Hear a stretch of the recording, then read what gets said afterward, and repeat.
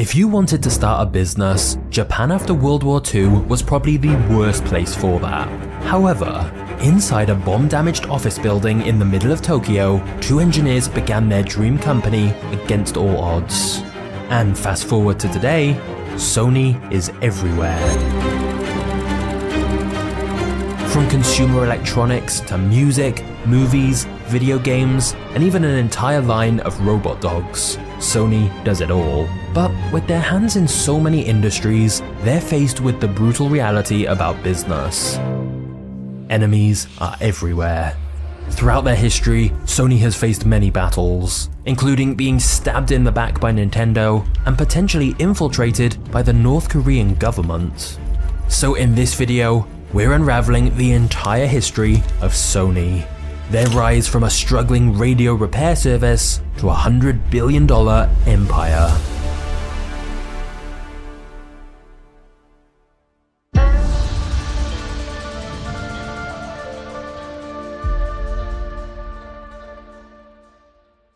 Akio Morita was born in Japan in 1921, and from a very early age, he was groomed to take over the family business. For the past 14 generations, his family had run a brewery that had passed down from father to son. Even from just 10 years old, Akio was attending all the company's board meetings.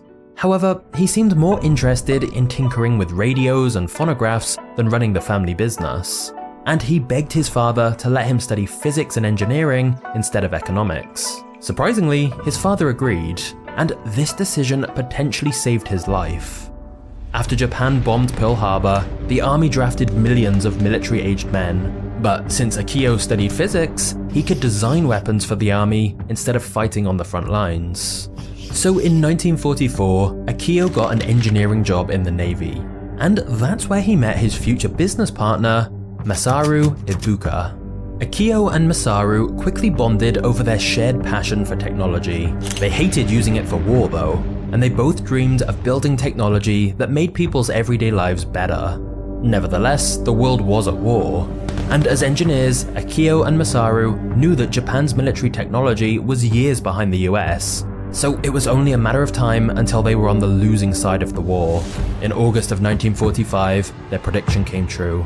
The US dropped atomic bombs, and Japan agreed to a complete surrender. Akio and Masaru's jobs at the Navy suddenly disappeared, and for now, they went their separate ways. Akio began teaching at a university, whilst Masaru decided to start his own small company. At this point though, Japan was one of the worst places in the world to be starting a business. Most major cities had been firebombed to ruins. Almost half of the people had nowhere to live, and the homeless froze to death on winter nights. The police were also nowhere to be found, and there were no legitimate jobs. This meant many young women resorted to sleeping with American GIs in exchange for food, whilst many young men joined the Yakuza, essentially the Japanese mafia. Given this bleak situation in Japan, it's kind of crazy Masaru had so much optimism about starting his business. But he wanted to build a company where engineers could work to their heart's content, and he was determined to make it happen no matter what. And so Masaru began working on his first product, an electric rice cooker. However, the rice cooker either drastically undercooked the rice or burnt it to a crisp, and so the product failed horribly. Masaru then tried making an electric heating blanket, which was unsafe and also failed. But Masaru just kept going, believing every failure put him one step closer to succeeding, and eventually he found what the market needed. Back during the war, the Japanese government had gone round opening up radios and cutting the wires so they couldn't receive long-distance signals with US propaganda. Now that the war was over though, all these radios needed fixing, and Masaru began offering a radio repair service. This let people listen to foreign news and music, and as a result, Masaru's business was featured in one of Japan's largest magazines. Masaru's old friend Akio happened to read the magazine article, and once he learned about Masaru's engineering business, he reached out to see if he could help. Akio and Masaru soon decided they wanted to set up a company together where they'd work on developing new products. But first, Akio had to ask for his father's blessing. Remember that for almost 300 years, it had been his family's tradition to go into the brewery business. Surprisingly though, his father allowed Akio to break tradition and follow his passion. And he even gave Akio and Masaru 190,000 yen to help them get their new business started. So in 1946, Akio and Masaru formally incorporated the Tokyo Telecommunications Engineering Corporation, the company that would eventually become Sony. With that name, some money, and a growing team of engineers, all they needed now was something to sell. It took a few years of trial and error, but in 1950, Akio and Masaru started making a new kind of tape recorder for the government, which wasn't a big success, but it did lay the foundation for a portable version, which was the company's first hit product. But then, just as the tape recorder business was getting exciting, a new technological innovation changed everything. In 1952, Akio and Masaru learned that the company that invented the transistor was offering other companies the chance to license the technology in exchange for a royalty. The transistor was completely revolutionizing electronics, and so Akio traveled to the US and negotiated ruthlessly until he secured the licensing deal for Japan, meaning they could use transistors in their products. However, during this trip, Akio was stunned when he saw the towering skyscrapers in the US, and on his way back to Japan, he also stopped by Germany, which was already making an incredible economic comeback after the war. It was clear Japan was lagging behind other countries. When he finally returned home, Akio's waiter placed a little paper umbrella on his dessert and told him it had been made in Japan. The waiter was just hoping to amuse him, but instead, Akio felt a deep sense of shame about his country. From this moment on, he had a new sense of purpose. Akio was determined to make the words "made in Japan" actually stand for something. But it wasn't going to be easy.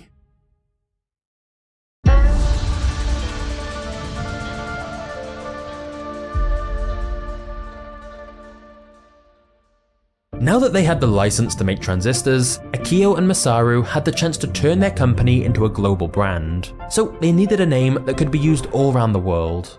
Flipping through a dictionary, they stumbled upon sonus, the Latin word for sound. They combined this with Sony, which was the slang word for a young man, and together, this gave them the name Sony. They didn't officially rename the corporation until a few years later, but they began using the Sony brand on the new product they were making, transistor radios. By using transistors, they believed they could make radios much smaller and more portable than the bulky radios that currently existed. However, when they began mass producing transistors, over 95% of them were defective. The company's funds started to run low, and they had to take out a bank loan to keep going. If their vision of a transistor radio failed, the business would be dead. But by 1955, after years of practice, they made a breakthrough and began selling their first radio, the TR-55. But Masaru still wasn't content. He pushed his engineers to improve the tech further and make the product even smaller, which led to the TR-63, which was dubbed the world's first pocket-sized transistor radio. Sony were a little sneaky with their marketing though. The TR-63 was actually slightly too big to fit in most shirt pockets, so the company produced shirts with extra large pockets so that when salesmen demonstrated the product, it always fit. The product was an instant success. It was a portable radio cheap enough to be a true mass market product, and this turned Sony into one of Japan's most promising corporations. By 1957, they had over 1,200 employees, and by 1960, Akio started building a distribution network in the US. Sony then became the first Japanese company to get listed on the American stock market. But whilst Akio's expansion into the US was going great, Masaru was putting all his energy into a new product. You see, color TVs had been around since the mid-1950s, but they were blurry, dim, and expensive, so most people still preferred black and white. Obviously though, the first company to make color TVs that matched the quality and price of black and white TVs stood to make a fortune, so there was a huge race to fix this problem, and Masaru wanted to win. Starting in 1961, Sony began developing their own color TV, and instead of just improving the existing technology, Masaru decided to engineer it completely from scratch. But almost every single TV they manufactured had weird visual defects, so Sony had to sell them for half as much as they cost to make just to get rid of them. This started to look like the biggest failure in Sony's history. But as always, Masaru didn't give up. He had his team completely reimagine how color TV worked. Masaru poured his heart and soul into improving the image quality, bringing down costs, and fixing all the issues with mass production.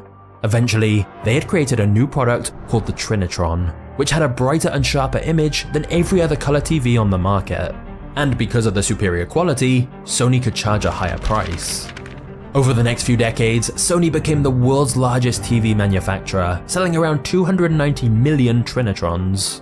The product even won the company an Emmy Award in 1973 for its contribution to television. And so after the success of Trinitron and Sony's global expansion, Sony was a big name in consumer electronics. They'd become known for quality, helping to improve the perception of made-in-Japan products, just like Akio had set out to do all those years ago. But he wouldn't be able to enjoy the moment for long. Sony was about to enter a battle that threatened to destroy everything they'd built.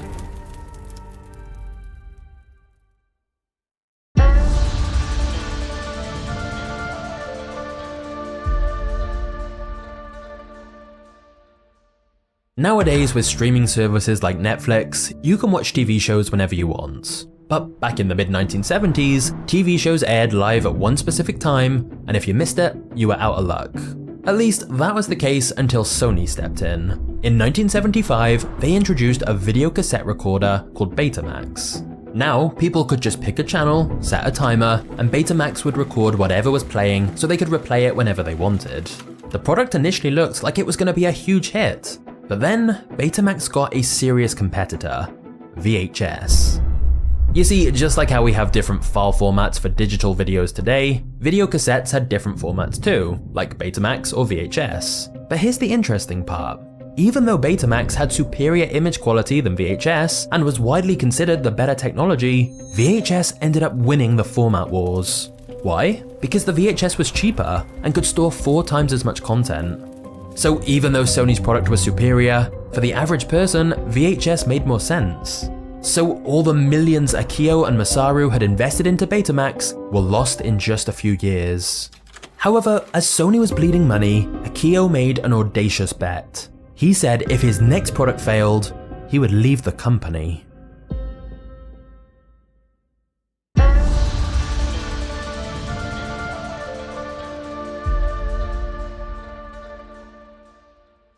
Akio was regularly taking flights all over the world, and he often wished he had a way to listen to music. So in 1979, Akio came up with the idea of the Sony Walkman, a portable music player that played audio cassettes, which you could listen to via headphones. Back then though, people generally only wore headphones if they had a hearing impairment, and deafness was generally considered something shameful in Japanese culture. Plus, tape recorders had been around for a while, and they could record audio as well as play it back. So almost everyone thought the Walkman was a dumb idea and that Sony was about to have another failed product. However, Akio believed the idea of a portable music player you could take anywhere would be popular. So he declared that if it didn't sell over 30,000 units, he'd quit. Sure enough, the Walkman became a massive hit. As obvious as it may be to us today, being able to listen to your own music wherever you were was an exciting new concept back then. And the Sony Walkman went on to sell around 385 million units. And yet, Sony were only just getting started in their plans to disrupt the music industry. Firstly, they set up their own record label, which was initially a partnership with CBS Records. Then, they made another partnership with Philips, where they agreed to research and develop new technologies together. It took them 14 years, but the end result was they created the compact disc, or CD, a completely digital way to store audio. However, if the CD couldn't offset the costs of 14 years of research and development and recoup the 30 million they invested to build the CD factory, everything would come crashing down. But luckily, this is where the diversity of Sony's business became a massive advantage. The CD gave Sony 4 streams of income. Firstly, Sony's record label got some revenue from the CDs produced in the new factory. Secondly, Sony let other companies make CDs in exchange for a royalty. Thirdly, in 1982, Sony started selling their first CD players. And finally, their record label sold music from some of the world's most famous artists on CDs. This all led to a crazy snowball effect. When Sony got royalties from other companies, it meant the CD format was growing in popularity. This naturally led to more CD player sales, driving up the demand for music, which Sony's record label produced, and then subsequently distributed on CDs made in their own factory. So basically, when one of Sony's income streams grew, the others naturally increased as well. CDs completely turned Sony's financial situation around. Eventually, global production reached hundreds of millions per year. Using this money, in 1988, Sony completely acquired CBS Records and their music catalog for $2 billion. This eventually became Sony Music Entertainment, which is the world's second largest record label as of today, and has produced albums from Bob Dylan to Michael Jackson. Sony had become a dominant force in music. But as always, they wanted to expand even further, and so Sony once again decided to enter an entirely new industry: video games.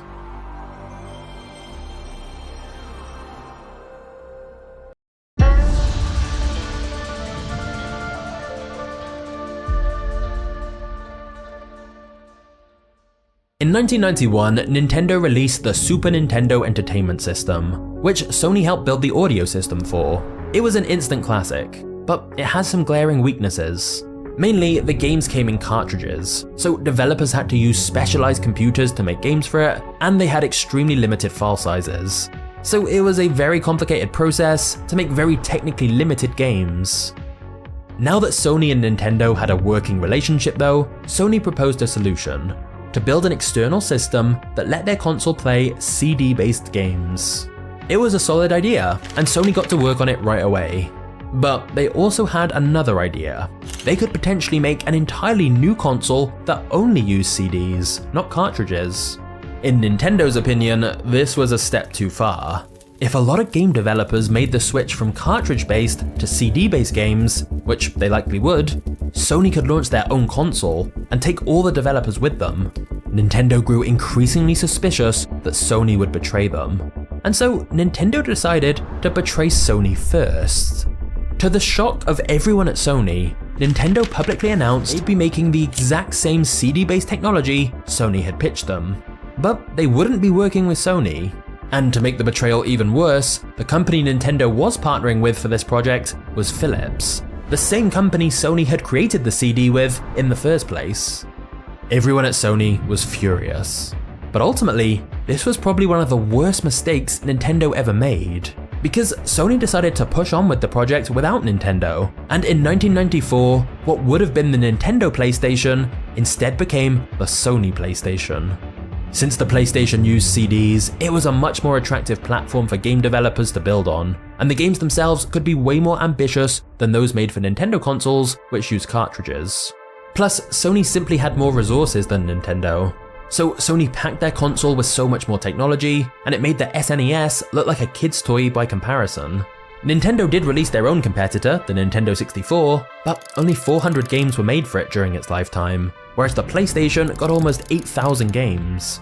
Because of all this, the PlayStation went on to sell over 100 million units and nearly a billion games. Sony had won the console wars. Gaming was now a serious business for them, and they followed up this success with the PlayStation 2, which became the best-selling game console of all time, with over 150 million units sold.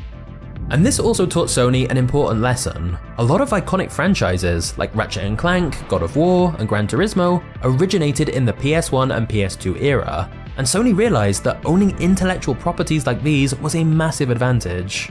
And so they decided to double down on that for PlayStation in the future, and apply that same strategy to their other divisions as well.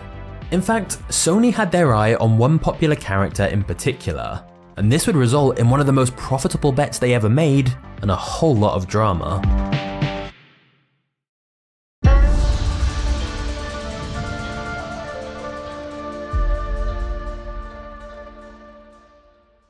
Sony wanted even more industries to conquer, and so in 1989 they bought the movie studio Columbia Pictures Entertainment.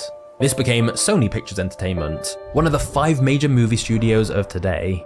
However, in 1998, Marvel was recovering from a brutal bankruptcy, and Sony Pictures saw this as an opportunity. They approached Marvel to buy the film rights for Spider-Man, their most popular character. There was a lot of negotiation, but since Marvel was in such a desperate need for cash at the time, they ended up agreeing to an outrageous deal. Sony bought the film rights for Spider-Man for a sum of just $7 million, plus a $10 million payment for every movie they made and 5% of its box office revenue. But given Spider-Man's popularity, this was a crazy discount, and it gets even wilder. As long as Sony releases a Spider-Man movie every 5 years and 9 months, they have the exclusive rights to make Spider-Man movies forever. So Sony Pictures wasted no time. Their first Spider-Man movie, starring Tobey Maguire, came out in 2002. It made $825 million on a budget of around $140 million, and this was just from one film, so their investment had already been an incredible success. Over the years, Spider-Man has been a nearly $9 billion asset for Sony, so it's crazy to think they paid just $7 million for his film rights. Having said that, the deal could have been even better for Sony. You see, at the time when they bought Spider-Man, Marvel actually offered them all of their characters for $25 million. But Sony executives said nobody cared about the other Marvel characters, and so that's why they only bought the rights for Spider-Man. Given the billions of dollars the Marvel Cinematic Universe went on to make, it's crazy to think Sony could have bought all the characters for just $25 million. However, the Sony team wouldn't dwell on that for long, as they were about to be involved in one of the largest data breaches in history.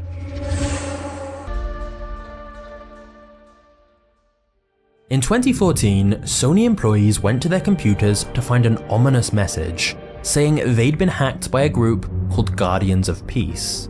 The message read, "We've obtained all your data, including your secrets." And they weren't bluffing. The hackers stole terabytes of data from Sony, including all the personal info of Sony's employees. The hackers then publicly leaked a lot of Sony's sensitive information online. This included confidential emails between Sony executives, some of which were very embarrassing, like one where a Sony exec had called Angelina Jolie a minimally talented, spoiled brat. The hackers also leaked copies of several unreleased Sony movies. They then decimated Sony's infrastructure, wiping lots of their data. The hack was dubbed the most serious cyber attack ever made against US interests. So who was the group behind all this? Well, shortly before the hack, Sony Pictures was due to release a comedy film called The Interview, which mocked the leader of North Korea. And soon the FBI and President Obama declared that North Korea was to blame for the hack. And we can confirm that North Korea engaged in this attack. However, many prominent cybersecurity experts remain skeptical that this was the work of North Korea, and details of the hack still remain a little hazy to this day. But either way, whilst this hack was brutal for Sony, it certainly hasn't slowed them down. Sony has continued to expand into new industries, including life insurance, banking, biotechnology, robotics, and electric cars. The humble company started by Akio and Masaru in war-torn Japan has exceeded even their wildest expectations. While Sony has had plenty of failures along the way, they've always been willing to take more risks and continue to innovate. They've also listened to feedback. For example, the founders actually hired a huge critic of their products so he could help make their products better. Years later, he ended up becoming Sony's president. Looking back over Sony's many products, movies, music, and games, it's fair to say that the world wouldn't be quite the same place without them. So let me know what you think about Sony in the comments below.